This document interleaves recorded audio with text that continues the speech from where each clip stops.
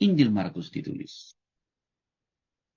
Dalam surat Paulus kepada Timotius di dalam 2 Timotius 4 ayat 14 mengatakan, hanya Lukas yang tinggal dengan aku. Jemputlah Markus. Bawa ia kemari, kata Paulus. Karena pelayanannya penting bagiku. Apa yang bisa kita maknai dari 2 Timotius 4 ayat 11? Artinya Paulus yakin. Paulus mengenal betul. Paulus melihat betul. Paulus merasakan betul. Paulus pernah hidup sejaman dengan Markus. Dan memang Paulus itu pernah melayani bersama dengan Markus, saudara-saudara. Maka karena pengenalan yang begitu dalam, yang begitu luas dari Paulus terhadap Markus, itu kan dia bilang kepada Timotius, tolong jemput Markus. Bawa dia ke sini. Karena pelayanannya dia teruji dan terbukti.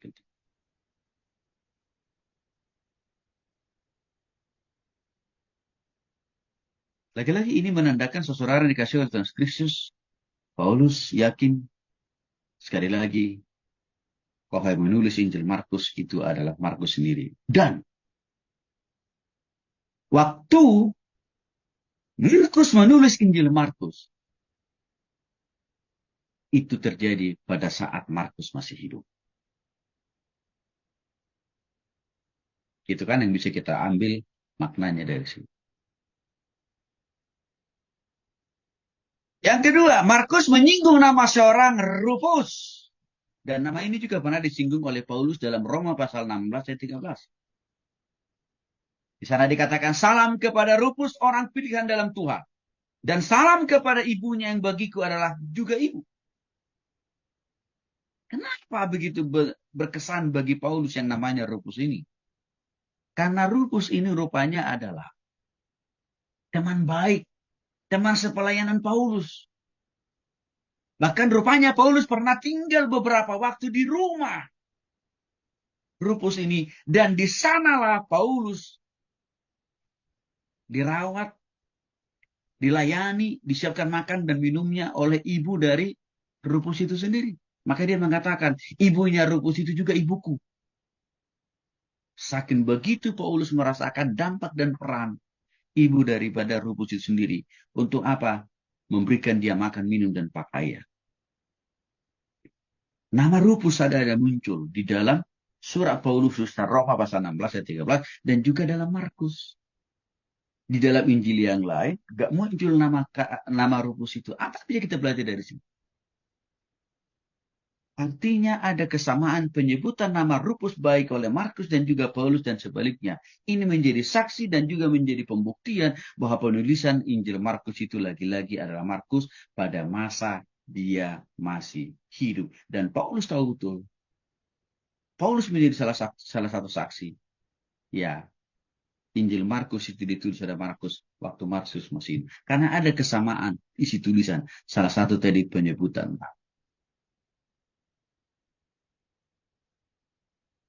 Secara lebih detail, waktu penulisan Injil Markus diperkirakan antara tahun 60 Masehi hingga tahun 70 Masehi. Memang sulit untuk mendeteksi tanggalnya. Bulannya pasti sulit lah Bapak Ibu. Karena waktu itu belum ada handphone untuk merekam. Belum ada media elektronik seperti zaman sekarang, belum ada Bapak Ibu. Belum ada WA. Bahkan tadi bahan baku yang dipakai oleh Markus menulis Injil Markus dari kulit binatang kan. Artinya sudah pasti nggak bisa terekam, teringat oleh akal dan pikiran Markus lah tanggal, bulan, bahkan tahun detailnya. Tapi diperkirakan antara tahun 60 Masehi sampai dengan tahun 70 Masehi. Ya. Tempatnya di mana? Roma atau Suria. Kepada siapa surat ini pertama kali diajarkan? kepada orang non-Yahudi, yaitu orang Roma. Yang mana tadi saya katakan ini menjadi sebuah ruang bahwa Injil Markus bukan hanya ya kepada orang Roma saja, tapi juga termasuk kepada orang Indonesia, semua suku bangsa yang ada di dunia ini. Lalu bagaimana dengan alamat pengirim?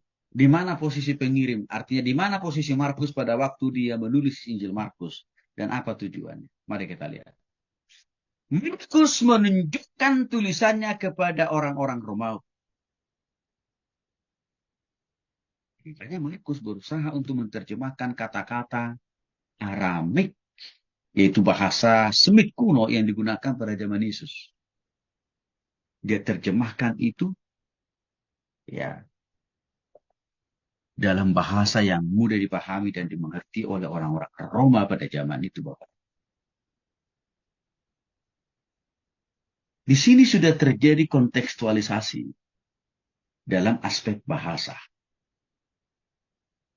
Artinya apa? Penerjemahan Alkitab itu bukan baru terjadi di zaman modernisasi sekarang. Bukan. Penerjemahan Alkitab dalam pertama kali itu sudah terjadi kok. Di era penulisan Injil Markus. Itu sudah terjadi, Bapak.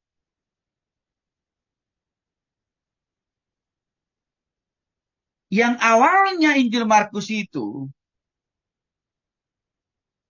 ya ditulis dalam bahasa Aramaik, yaitu bahasa Semit kuno yang umum digunakan pada zaman Yesus, diterjemahkan itu Bapak Ibu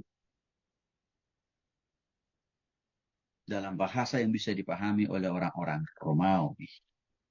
Mengapa harus terjemahkan? Supaya orang Romawi bisa mudah memahami dan mengerti inti daripada Injil Markus. Sehingga dengan kemudahan memahami, mengerti, dan membaca Injil Markus oleh orang-orang Romawi, maka itu memudahkan mereka bertobat pada Yesus. Kan itu tujuan. Jadi bukan hal baru sebenarnya istilah penerjemahan Alkitab ke dalam berbagai bahasa bangsa, bahasa suku dan bangsa. Bukan baru.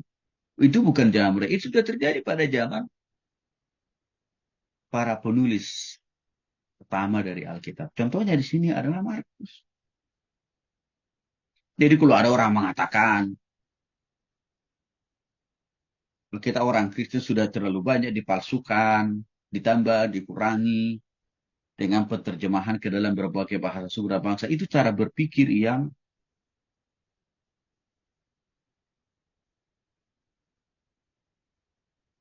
konyol sebenarnya, karena dia tidak tahu historis.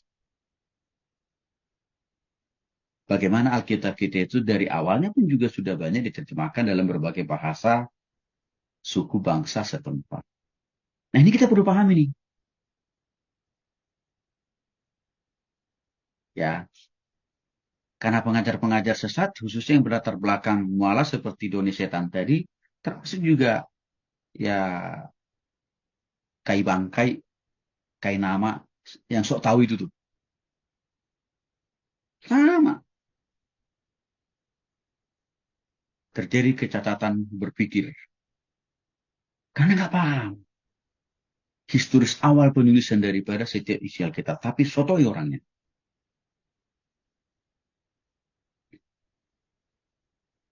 Di awal aja Markus sudah menerjemahkan Alkitab dalam bahasa yang bisa dipahami oleh orang Roma.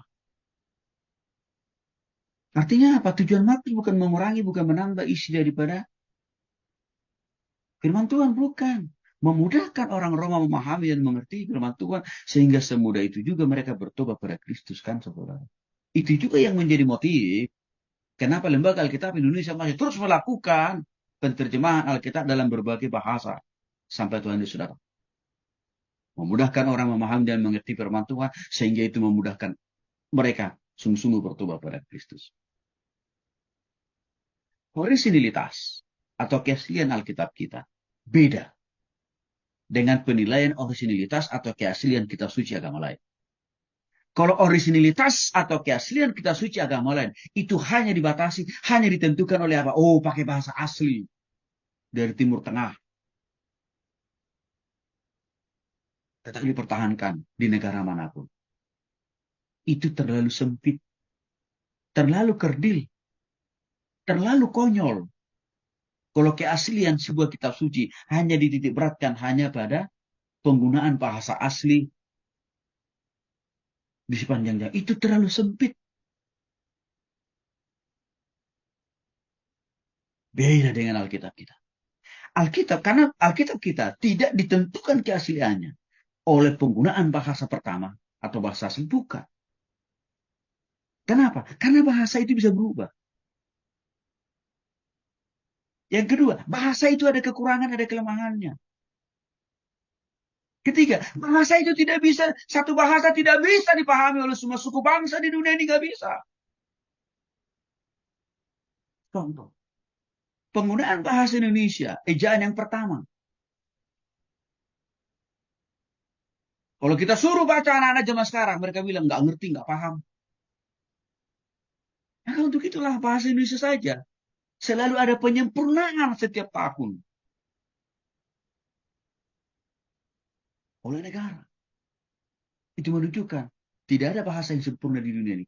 Artinya tidak ada satu bahasa di muka bumi ini yang bisa dijadikan menjadi satu-satunya parameter atau ukuran untuk menunjukkan keaslian sebuah kitab suci. Tidak bisa. Karena itu apa? Terlalu banyak kekurangan dari bahasa itu sendiri. Maka itu yang jadi masalah di saudara kita seberang. Ngotot keaslian kitab suci mereka harus dengan bahasa asli. Apa yang terjadi Bapak Ibu? Mereka banyak disuruh menghafal bahasa Arab. Tapi nggak paham artinya. Nggak mengerti tujuannya. Kamu melahirkan cara berpikir teroris. Melahirkan cara berpikir fanatik. Itulah kekonyolan. Cara berpikir kalau menjadikan bahasa yang penuh dengan kekurangan menjadi ukuran keaslian sebuah kitab suci.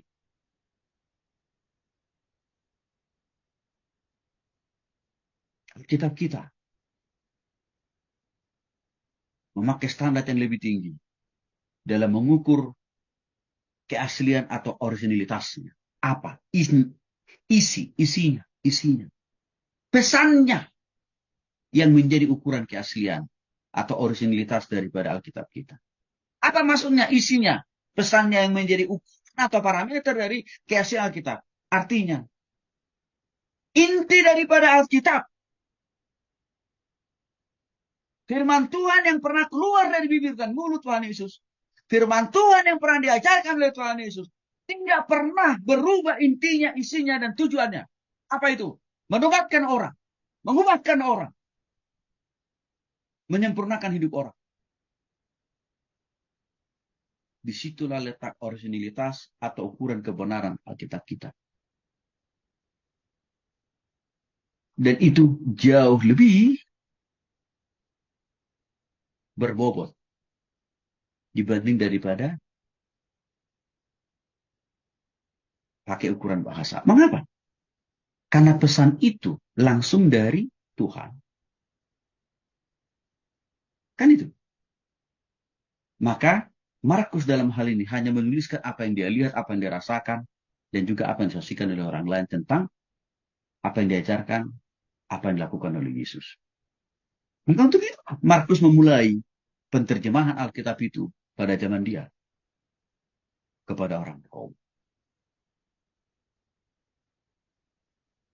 Bahkan yang menarik saudara,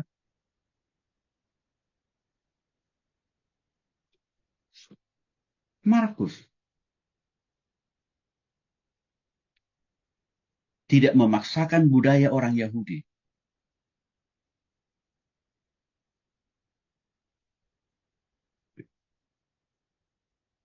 untuk diikuti oleh orang Roma atau orang non-Yahudi. Enggak. Apa contohnya? Contohnya, cara berpakaian.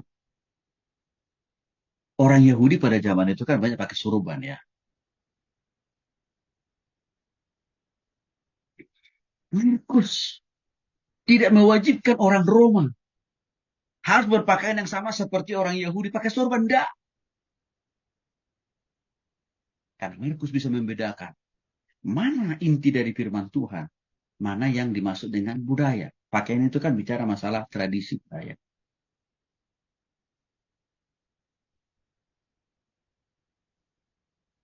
Artinya, lagi-lagi saudara, penerjemahan Alkitab itu sudah dimulai sejak dari zaman Markus, sejak dari zaman penulisan Alkitab. Untuk apa? Memudahkan orang mudah memahami mengerti firman Tuhan sehingga semudah itu mereka bertobat pada Kristus.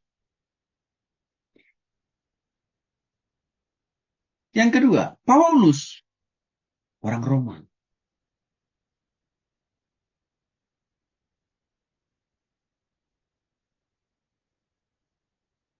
Dan Paulus membaca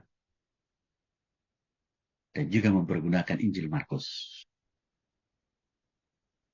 Waktu dia memulai pelayanannya di Roma.